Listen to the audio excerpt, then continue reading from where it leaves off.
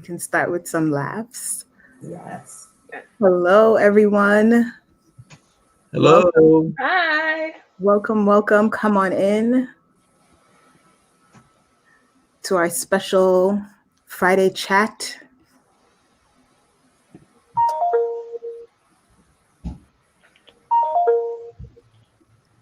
Make sure you share, like, comment.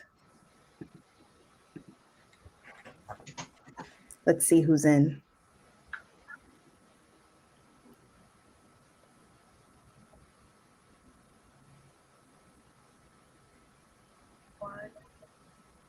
Okay, people are coming in.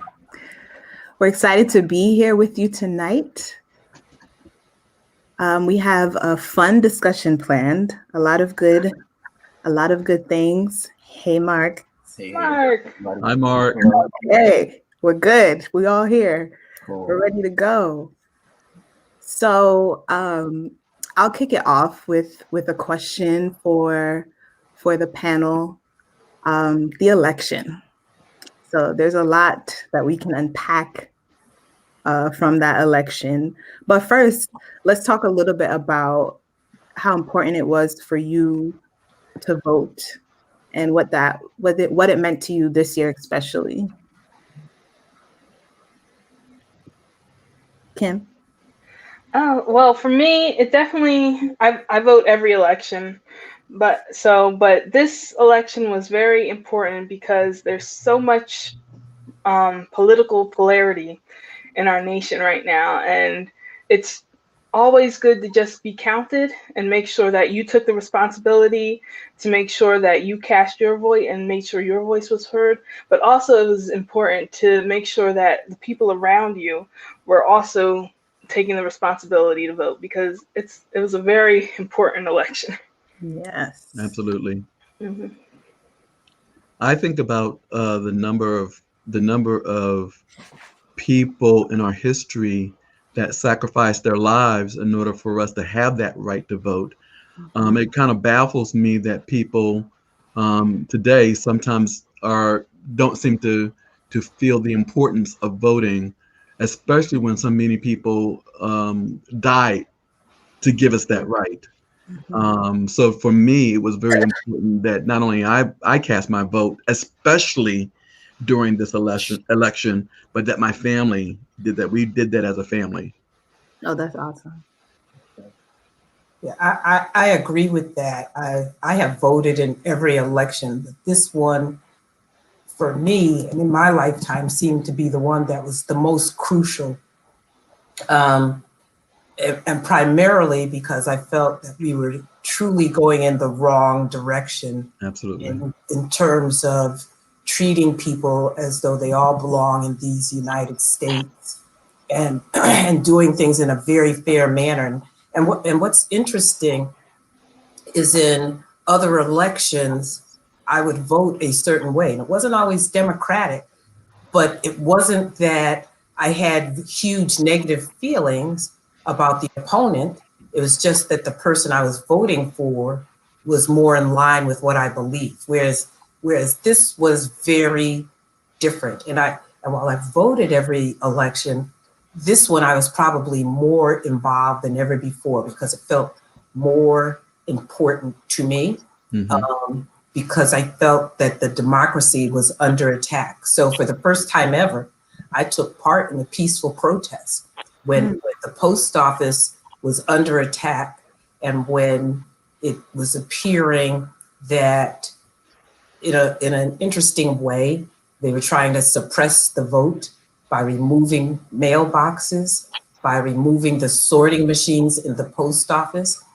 I joined a movement that protested that, and I felt very good about that. But I felt that I needed to do something, and I'm of an age when in the '60s, while I was in high school, but protests were going on for the rights and especially civil rights in the South. And so we would see that on the nightly news of folks who look like us, who were fighting for these rights, fighting for the right to sit at a lunch counter, fighting for the right not to be sent around to the back, right?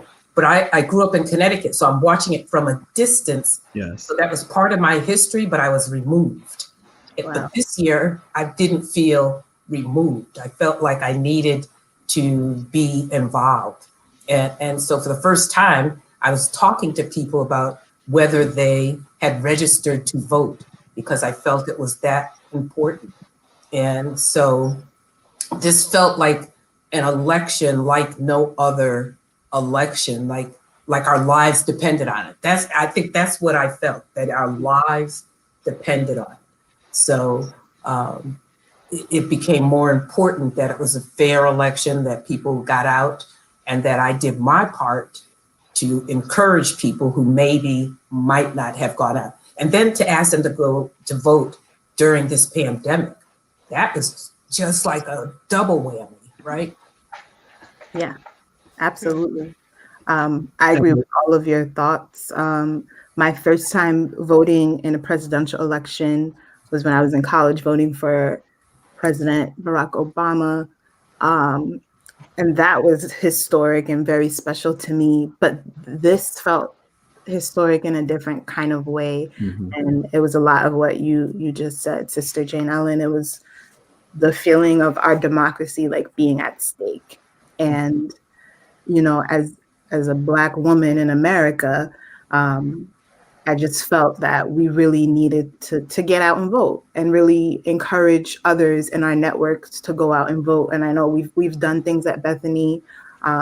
Many of us, you know, we're encouraging people to vote, encouraging people to take the census, like all these things, just getting involved in the political process.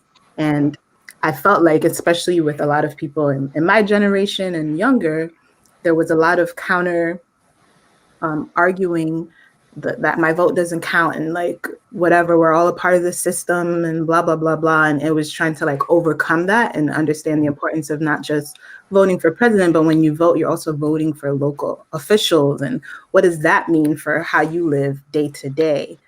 So it was a very educational process in the midst of all of it. Mark, I don't know if you had any thoughts on the vote. Yes. So I agree with a lot of what everyone said. And, you know, this year, it seems like it was just pretty intense as far as just the voting and trying to do my best to get as much information about each candidate as I can.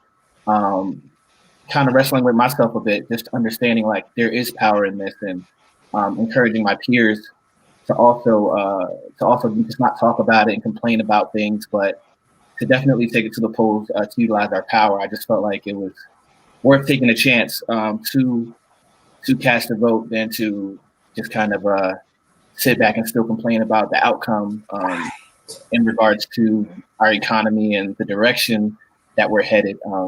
So yeah, it was very intense, very intense. It almost felt like when I voted, when President Obama's election came about, my wife and I participated in the election process. We went out door to door and started encouraging people to vote, trying to support his campaign. But this felt very different for me. That was very empowering, but right. This felt very different for me. This felt almost like my life depended upon it.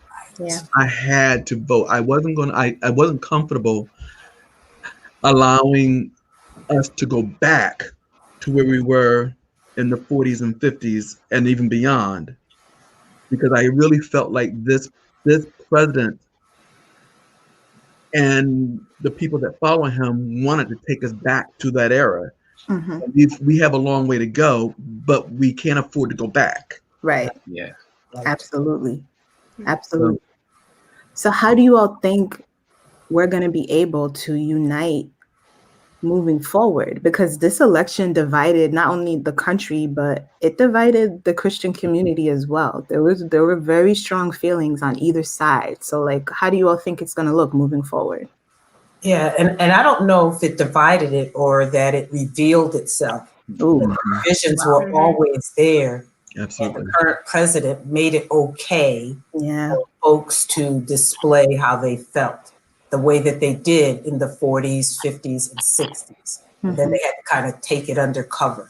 What I believe is that the Senate, and there are more Republicans in Congress now, are going to fight Biden and Harris at every single term, the same way they did Barack Obama, and he had to do a lot of things by executive order.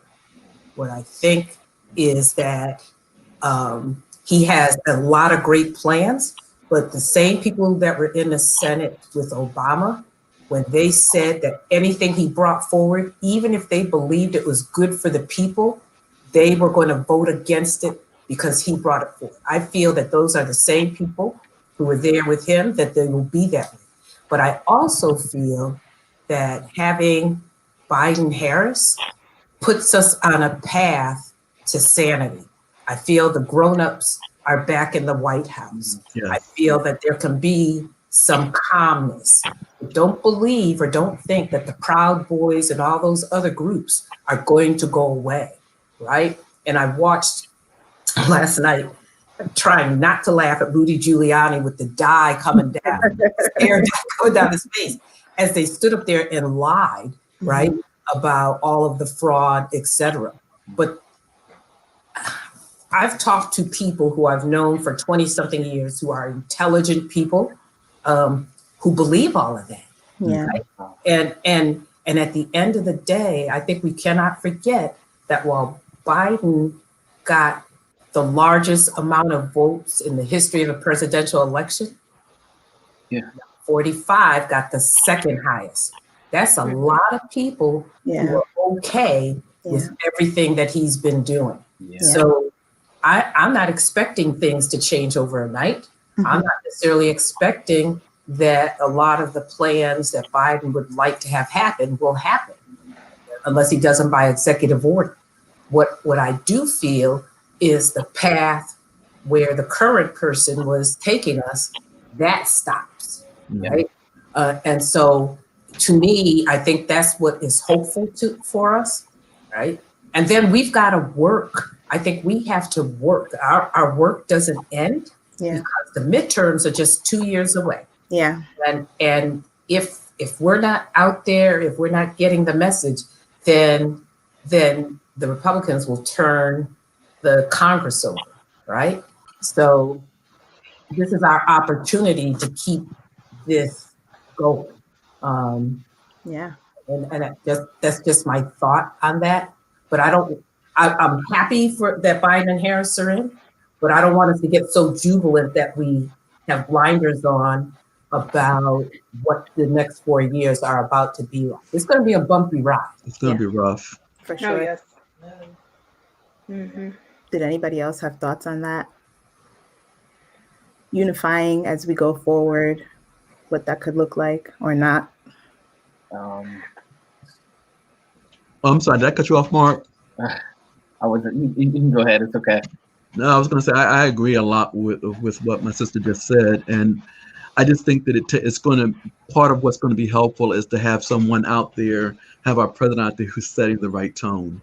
Yeah. And I think that President-elect Biden and Vice President Kamala Harris will help to do that.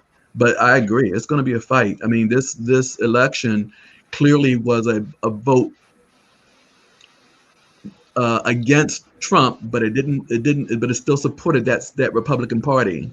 Yeah. So there's still going to be that conflict, and the same people that were there supporting Trump in the Senate are going to still be there. Yeah. Mark, you had something?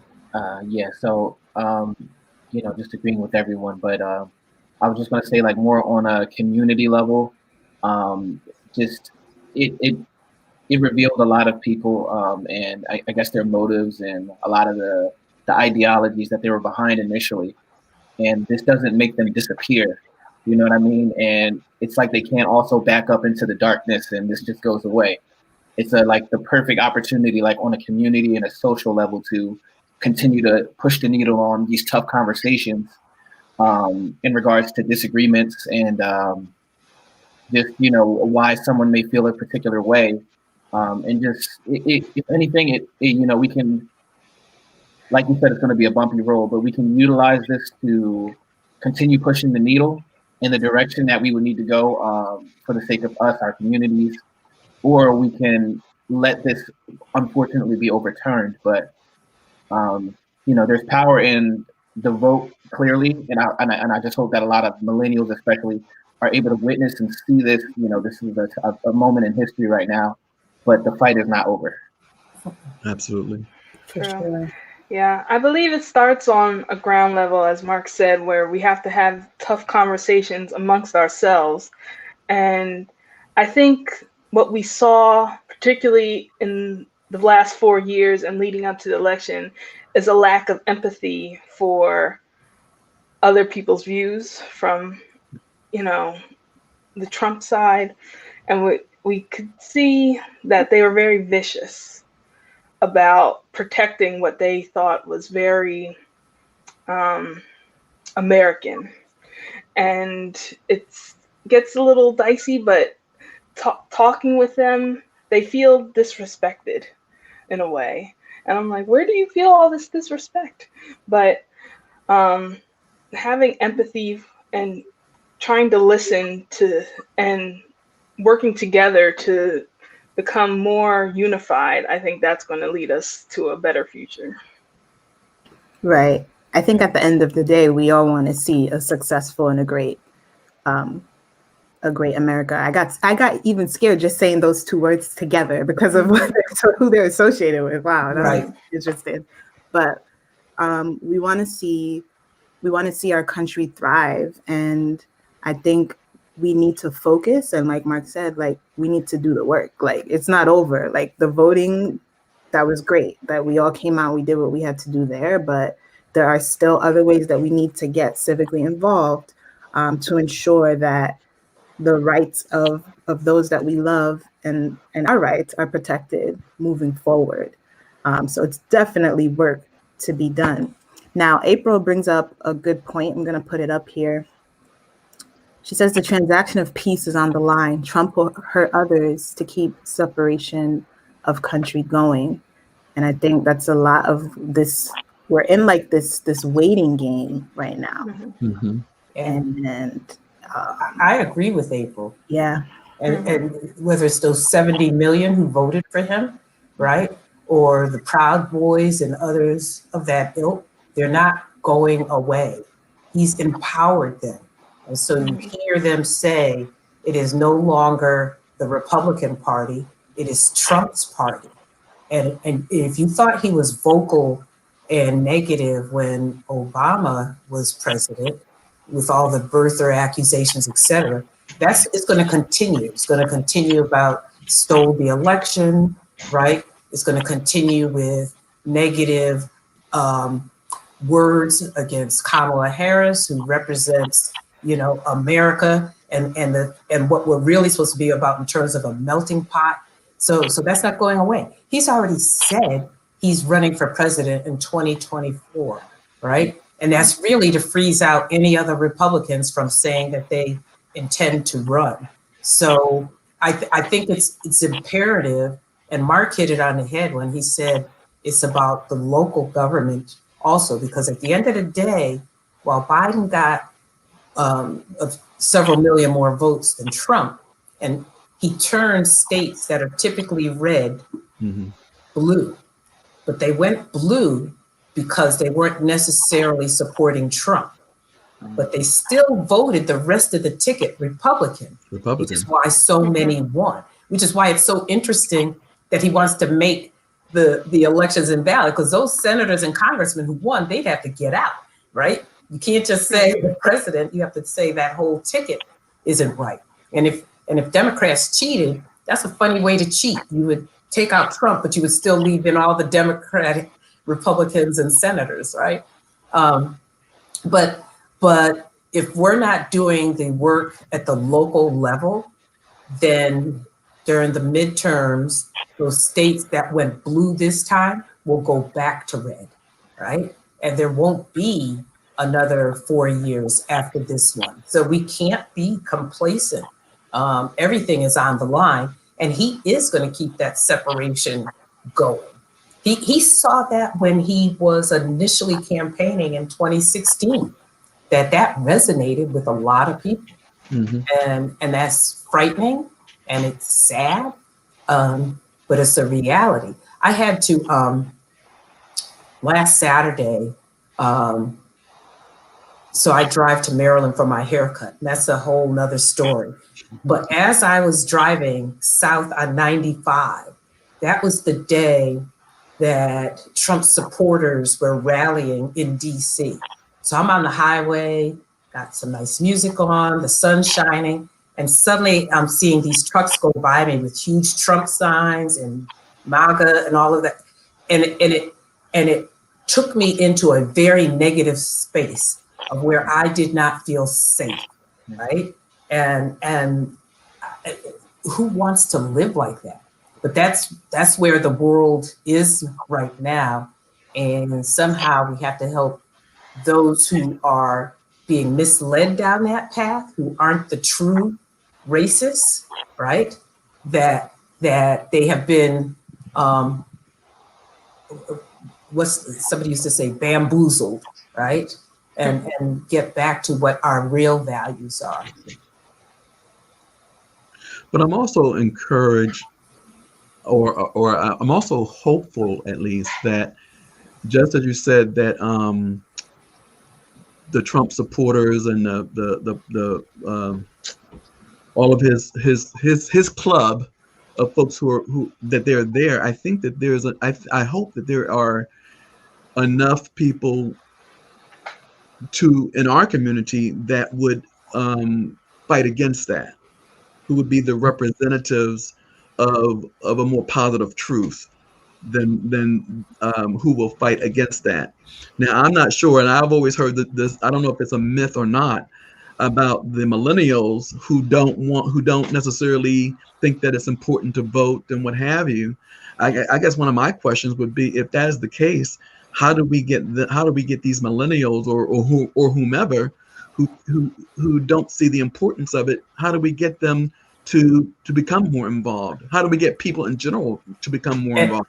And that's correct. It's people in general. It is not just millennials. Yes. Because I'm in another age category, and this is a sad fact, but it's African American males who are older who typically will not vote, right? And so that really is the crux of what we need to work on. But I think the other thing is that if you look at the 60s and you look at history, it wasn't just our community. It was Jewish people. Absolutely. It was college students. Yeah. It really takes the coalition of what this country is to fight the fight. Because if it's just us, there's not enough of us, right? It's working with everybody to make that work. And so folks who put their lives on the line and died were of all ethnicities and races and religions in the 60s fighting for us. And I think it's us embracing that and knowing those folks and us working together. I talked about the post office and the peaceful protest. And there were probably, at the post office I was assigned to, there were probably about 60 people, right, who were protesting what the administration was doing. But there were only 2 Black Americans there, me and one other person. Right? And so I think it's a matter of all of us together having to fight this fight. Yeah, absolutely. To answer your question, I think that, we need to appeal to what matters to folks. And that's how you get these different groups coming in. So for millennials, there's, I think, a few different things that are of concern to us. But if we know that there are people in these particular positions of power that are addressing those issues, then I think we'll be more likely to participate in the process. But when they're talking about things that don't really seem very tangible to us, we tend to tune out. I think it's just like, that doesn't really matter to me. Yeah, like, that doesn't really apply. won't pay attention. Yeah. So Keisha had a question here. She said, question is, so you think Biden-Harris will do what he's supposed to do now that he is the president? which I think is an interesting question, because what exactly is he supposed to do, I think, is where we start. Well, I think part of what he's supposed to do is to set the tone for this nation. Mm-hmm. And I think that he's attempting to do that. I think that Trump has definitely set a very negative tone, as probably most of us would agree. I think that the only thing that Biden can do at this point is begin to set a more positive tone and to try to set that message that he is the president of all the American people, not just some of the American people. Mm-hmm. And that's one of the things that I think that he's trying to do right now. I think he said that in his speech when he said, you know, he was president-elect of the United States, not Absolutely. the red states, not the blue states, blue but states. the United States. Yes. So that was the first time in over 4 years we've heard about bringing this all together, that it's all of us, right? And so he's going to have to keep hammering at that message, because the opposite message was hammered for the past 4 years. For sure. Mark or Kimmy, you have any thoughts on that? Yes. I feel confident that Biden and Harris will do their best to deliver on all their policies that they've put in place. They've been very transparent, which I appreciate, about their plans for student loan debt, their plans for the affordable health care. And I feel confident that they will push for those types of things. My only concern, and we brought this up earlier, is that they will be, obstacles from the other side, like just as there was in the Obama administration. However, we do have the power ourselves to call our Congress people and make sure that those things are being taken care of, and that they are going to Congress and fighting for the things that we believe in. For sure. Right. Mark? Yeah, I was just going to say, just based off of that last speech that Biden was giving, and he was basically just talking about how Sister Jane mentioned just unifying everybody and just setting that tone, because we've heard such the opposite message for so long.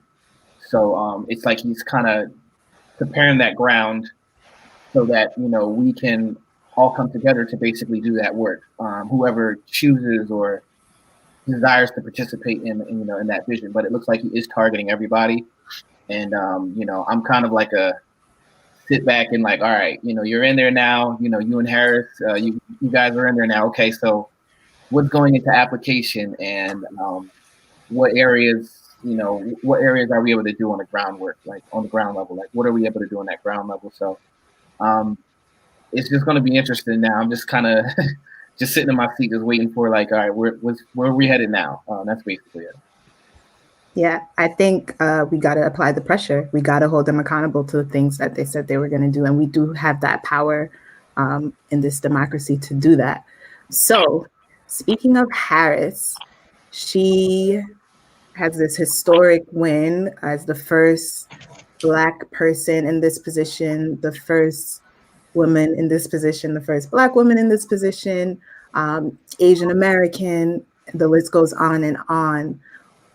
How does that make you feel? What does that mean to you? And what does that mean to the country?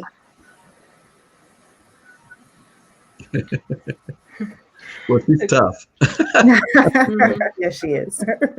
I feel very confident that we're going to be in good hands with her as our vice president.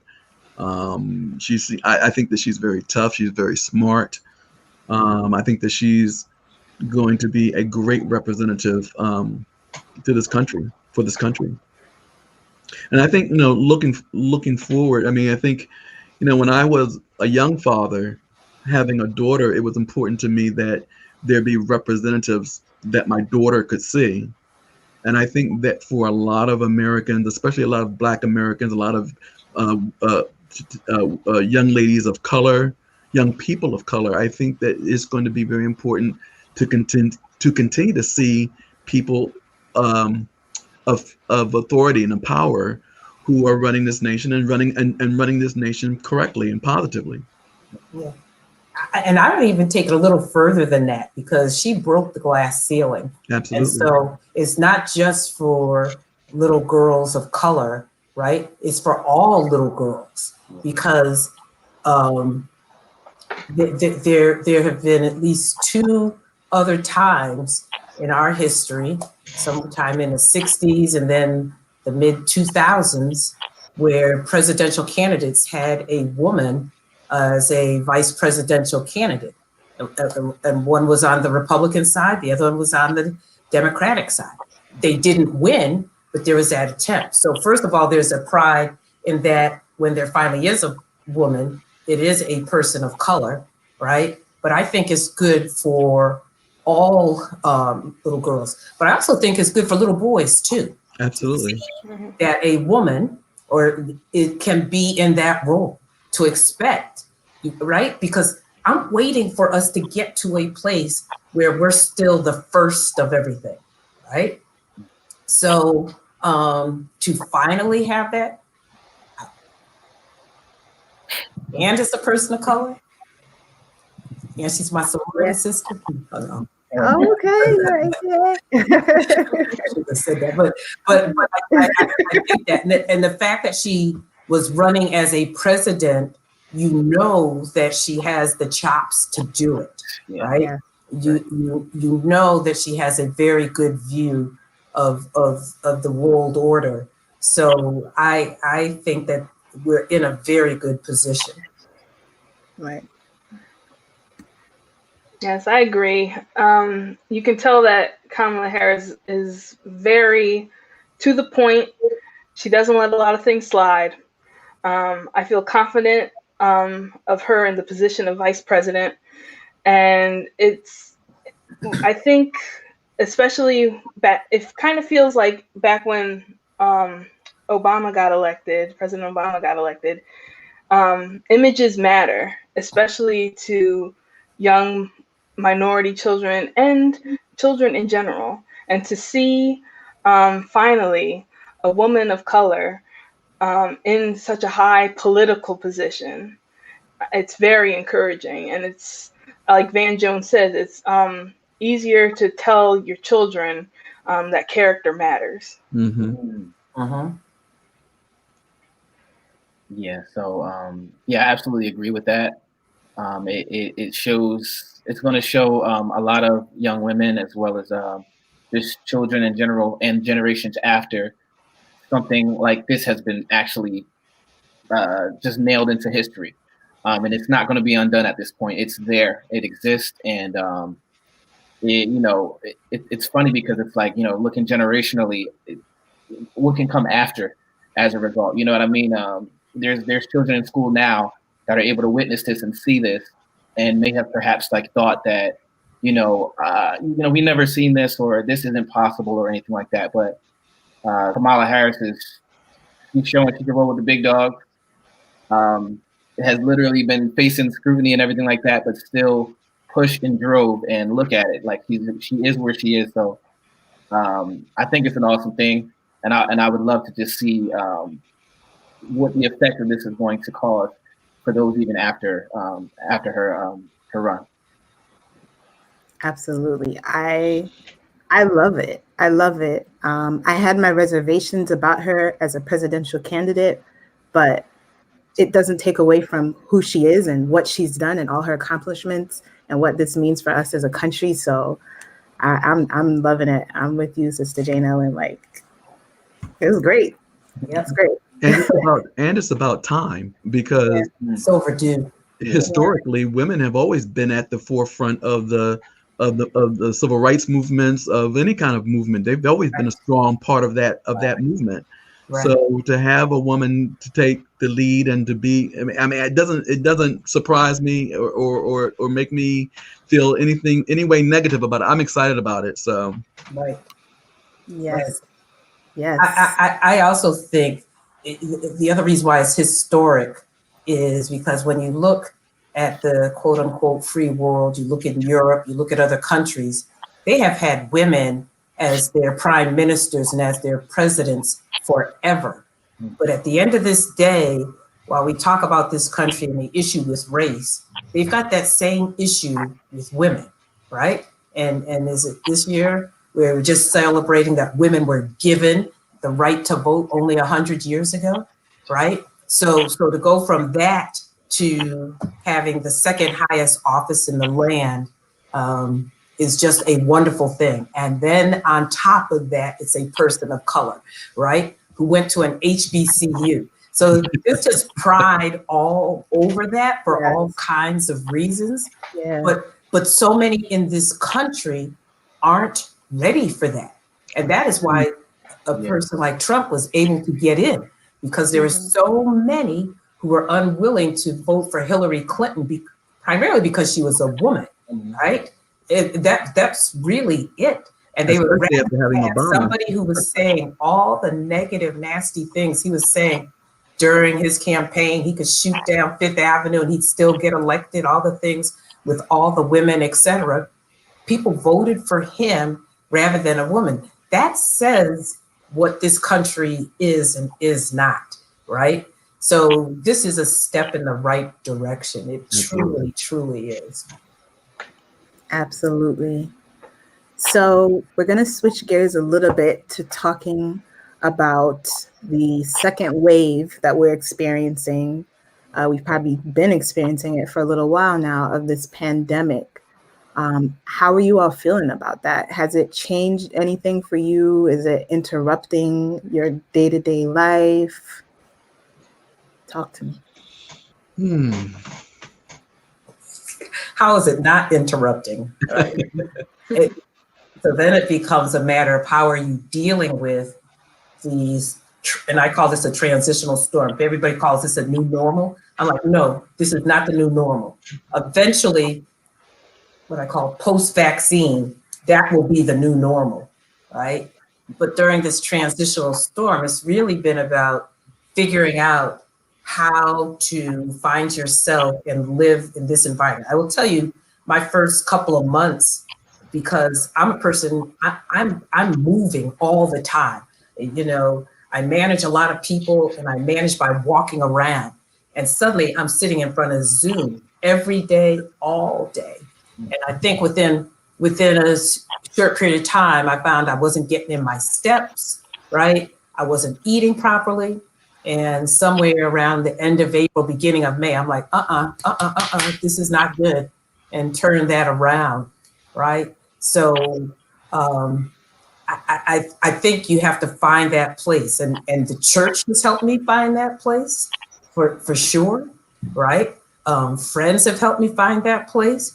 I thank God that there's such a thing called Zoom, and that they have a business model where they make it free, right? And if in case you don't know, on Thanksgiving, there is no time limit on the free, right? Because they want families to be able to connect. No 40 minutes.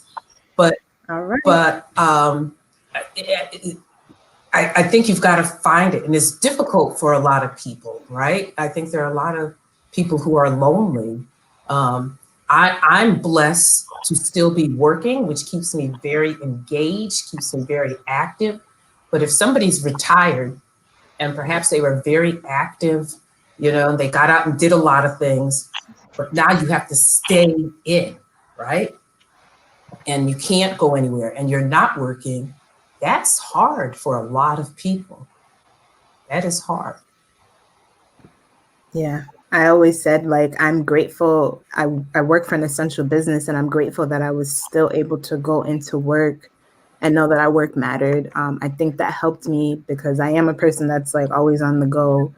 I don't know how I would have handled it if I had to work from home during this time. And, you know, my coworkers, we grew closer to one another because we were the only ones that we knew for most of this year that are still going into work. Most of our friends and family are working from home. So it caused us to grow closer and really build a support network for one another. So I'm grateful for that. But as we go into the second wave, I think it's just like, for a lot of us, there's some pandemic fatigue. So, you know, we've been wearing our masks every day, all day. And then, you know, sometimes people get a little lazy and the mask is slipping down your nose and you're not, you know, staying 6 feet apart. And it's like, you forget, like, we're still in a pandemic. Like we need, so it's like the second wave is kind of reawakening all of us to be like, oh crap, like we gotta get serious about this again and go back to doing the things we were doing very early on and taking a lot of precautions. Yeah, so like you said, Jody, I'm also an essential worker too, so I go into work as well. So as far as transitioning, you know, from the first wave, I still had somewhat a rhythm to my everyday activity. You know what I mean? And it's, you know, it's definitely easier when you have a rhythm. But you know, unfortunately for those that have to now, they're not able to go out and, you know, be free and just move around or anything. I'm sure that's a pretty tough transition, but as far as like the second wave and everything like that, like you had mentioned, it's very unavoidable. It's very unavoidable, and what I've been spending a lot of my time doing is, of course, protecting myself, wearing my mask, staying involved in church community, and you know, just having some type of rhythm to life, some type of schedule. Not always the best at it, but you know, just understanding like this is a different life. This is a different situation, and there's not necessarily anything we're primarily going back to. So it just honestly, oh, sorry, kind of losing myself. But like I was mentioning, I was avoiding looking at the numbers for the longest. From the first wave and everything like that. I really avoided looking at the numbers and everything and looking at the news and all of that. But I did recently take a look at it. And, you know, it just shows me, you know, it's not that I wasn't taking it serious before, but it just shows me the real impact that this is having on real lives. And the numbers are, unfortunately, it's a lot. You know, it's a lot of deaths that's taking place. There's a lot of cases. And to even know that there is a second wave, that there's this thing is going to get much worse, it just makes me feel for just those in our communities, you know, families, and you know, those who are alone and don't necessarily have, you know, just a warm body or somebody else to just communicate and talk to. So yeah, that's my piece. Yeah, I think the phrase I keep going back to is continue with caution, because even though, you know, I feel like during the summer people got a little lax because they were able to go outside, they were able to go to the park, and you know, do friend activities, meetups, and things like that. I think, you know, as winter comes around, yes, we're going to have to hunker back down and do more Zoom calls and have more telephone calls and reach outs to the people we love. But that's just what has to happen, because we can't be lax with this. This is a very serious illness that is spreading continually each day. And there's no vaccine officially yet. So I'm prepared to just stay here at home, post up. Yeah. Yeah, it's been, I guess, like all of us, it's been kind of hard for me as well. I mean, I think up until 2 weeks ago, I was pretty much unemployed. So I had to, I spent most of my days on a computer anyway, and being told, just trying to look for jobs and things of that nature, and doing Zoom interviews and what have you. And that became very, very, very, very tiring. But I know that it was part of what I have to do to keep myself safe, to keep my family safe, and to keep you and everybody else in the community safe. And I really don't get it, why people can't, why people are not being sensitive to the fact that there are other people in this world besides just yourself. Bishop always says, if it's not good enough for grandma, if grandma can't come back in, then we're not letting anyone in. But so I don't understand why people are so willing to take risks with themselves, not caring about the other people around them. It makes no sense to me. But yes, it is tiring, seeing all the numbers, Mark, as you mentioned. That is very, very heart-wrenching to see that people have gone through this and people have died through this. They didn't necessarily have to, because we have an insane president who didn't give us the full information when he could have. Right. That is very discouraging. It is hard, but I continue to do what I have to do. Right now, as I've gotten back into the workforce, It's a little challenging in this COVID world now. Just the fact that I'm not even being trained the way that I normally would be trained in a new job is difficult. But this is the way things are for right now. It's momentary. But how wonderful is that you were able to secure a new job during this pandemic? God has been good. Soon, and And here's the positive thing, that despite it all, God has really taken care of me and my family during this whole period of time. So I'm just very thankful. I'm very thankful. We've managed to keep our health. We've managed to keep the lights on. We've done everything that we've needed to do. So I'm just very thankful. Yes, absolutely. Real quick before we go into our second or our last discussion, I just wanted to get your thoughts on, the intergenerational connectivity we've had, I feel like, because of 2020. How has that been for you, being able to connect in different ways with different generations, both younger, older? What has that been like?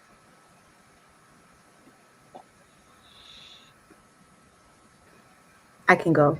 So I have a 4-year-old nephew, and he lives in Texas, and he loves to read and color. And there's this app called Caribou where we can do that together. So like he can pick the book and then I can read it to him and he can turn the pages on his end. He can also color in. So that's been a fun way to stay connected with him. Like I probably wouldn't have done that if we weren't living in a pandemic. We wouldn't, have connected in that way. So I thought that was cool. My son is in Texas, is in the Navy in Texas, and through Zoom we've been able to remain connected with him, and that has been very, very positive. We're looking forward to, on Thanksgiving, even though he won't be able to be here with us, to connecting with him on Thanksgiving Day. So that's very positive, and I'm very excited about that.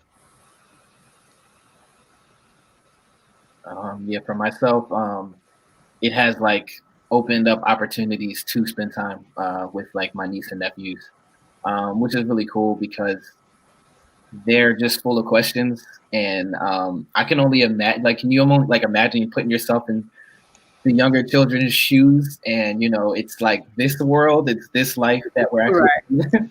And they have a lot of questions, and just they still want to just be kids, and I want to be out and do things, and you got to let them know about precautions and just all of those things. But I just think it's opened that door for me, to be able to spend that time with my niece and nephews, and just kind of be another additional voice, just trying to steer them the right way, in spite of what's actually taking place. They're not. It's cool that they're not caught up on everything we are as adults at this point. You know what I mean? So they're actually helping me too. Mm-hmm. Yes.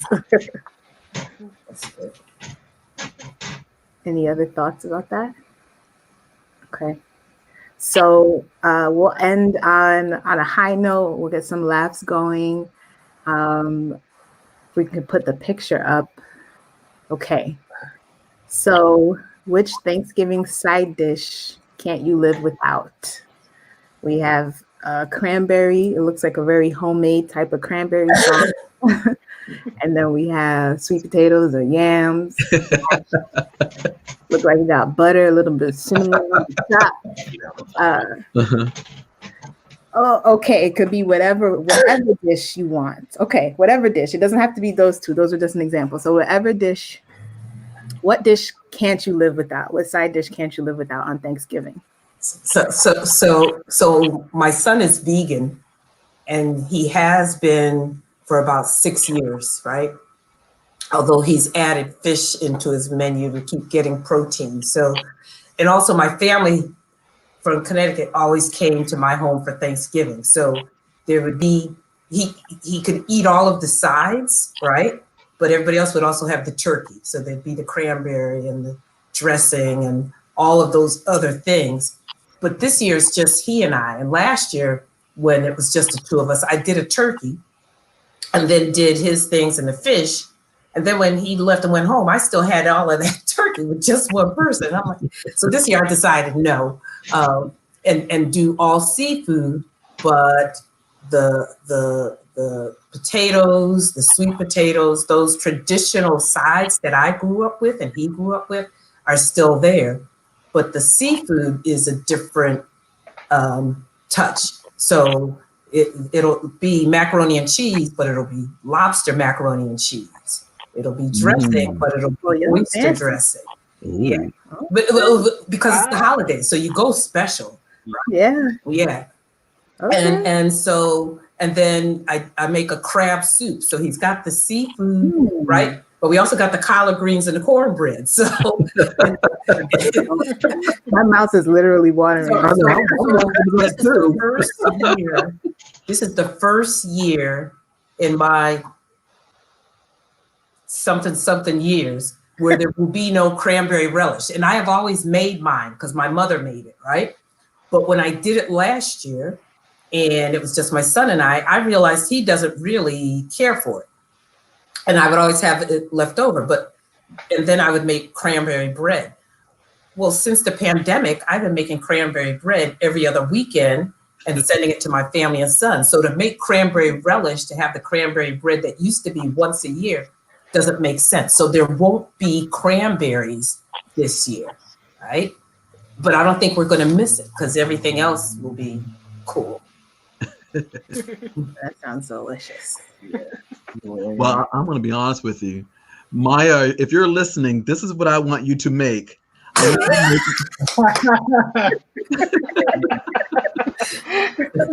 Maya makes the best sweet potato pies. Yes, we've heard. Well, I can't wait to get her sweet potato pie. There That's you what I'm go. looking forward to. And my Okay. wife, I know this is going to cook up a storm. She's going to cook like there's 20 people in this house. There's only 3 of us. Right, but you can't help it. Right. You always cook for an army, you cook for an army. You have leftovers like forever. And the bad part about it is that I'll probably eat like for 20 people. So That Yeah. would count during the holidays. You're right. Yeah, I was talking to my mom about what the dinner lineup is going to be, and I was like, let's just do the main things we love: ham, mac and cheese, greens, and sweet potato pie. So There you it's going to go. be simple, but it's the classics. Yeah. So Sister Rhonda she makes a good sweet potato pie too. we know.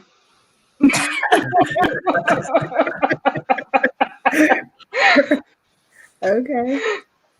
Mark, what you got? Yes, yeah. So for me, my mom, she's gonna be making some delicious items, but I'm really crazy about, I'm simple, but I'm crazy about her potato salad though. It's something really special about that potato salad. And it's funny because, when I used to live with her, it would be one of the first things that she had done. So I will always be able to like dibble and dabble into that, while everything else was getting made. But that's one thing I can't wait to honestly get a hold of. It's a different type of Thanksgiving this year, but the potato salad lives on. I would say for me, I definitely need to have mac and cheese. It has to be baked mac and cheese, and it has to be super duper cheesy. Yeah. And then Otherwise, also, it's not mac and cheese. no, yeah, I don't want it to just be like baked, like I could scoop it out and it's dry. Like it's got to be like gooey and like messing up on the side of the pan and everything. You got to lift it up and little cheese just dripping off the spoon. All of that. I need that whole experience when I pull it out. And then also sweet potatoes. I like them however they're cooked. Candied, mashed. I love the sweet potato. So that's what I'm looking forward to. Okay. Thank you all for participating in our first, the Outlook tonight. We had a great discussion from election to the pandemic and of course, Thanksgiving coming up next week. I want to thank everybody who was with us tonight and who tuned in, who participated. April says we're gonna need sweatpants. Yes, yes, we will. Yes, Yeah. Eating good. absolutely. Mhm. That's a given. Yeah. But yeah, thank you all for tuning in, and please stay connected with us. We are on social media every day. You can catch Bethany going live and connecting with us. So thank you all for being with us. Good night. Thank you, Jody. You were a great host. Yes, Thank yeah, you. fabulous. Good night, everybody.